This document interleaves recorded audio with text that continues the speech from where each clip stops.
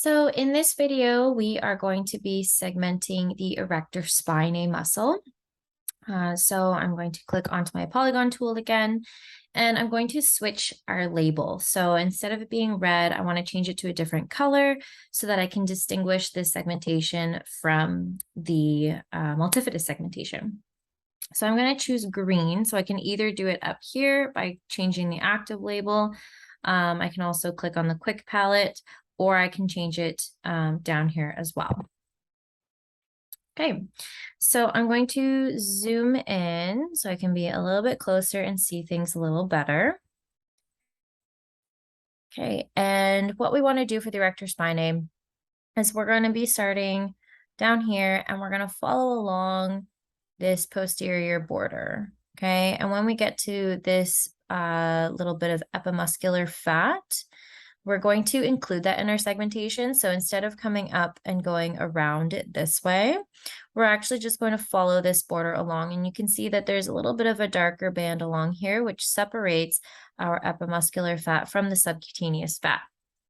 We're going to continue up and around, making sure that this border here is nice and round, and following along the border of QL. And this here, you can see there's no clear white line that separates the erector spinae from the QL. But based on the direction of the epimuscular fat and fascial line here, we're going to come straight across and loop up and follow this border down against the lumbar multifidus muscle.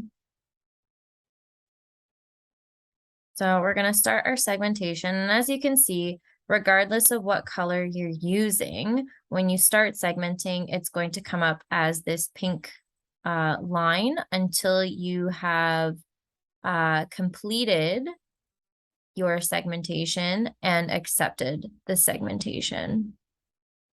So again, we're coming all the way up to the tip of that lamina and meeting up with the lumbar multifidus border.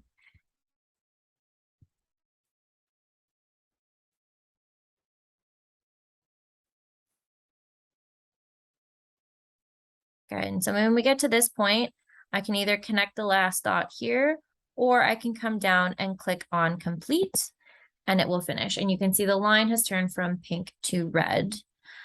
So we've completed our segmentation here, and now we can go in and we can make our adjustments, just like we did with the lumbar multifidus muscle.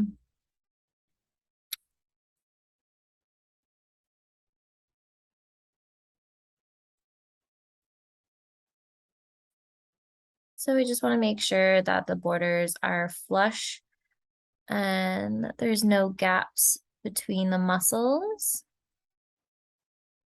If we do accept this and there are still a couple little spots that are gapped, that's where we can come in and use our brush tool to help fix those up.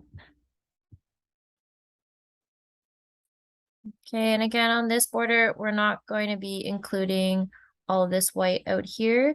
We want to make sure we're as close as we can without touching that border. Because that here is now our subcutaneous fat, which is not part of the muscle. Again, just making sure that this is following a curved part around here because our muscles don't really have sharp edges. Okay, and we're following straight along up to that border here. Perfect. So that looks pretty good right now. I'm going to accept it.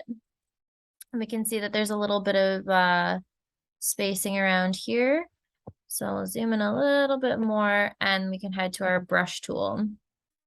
I'm going to click on the circular one and just fill those in so everything's nice and complete.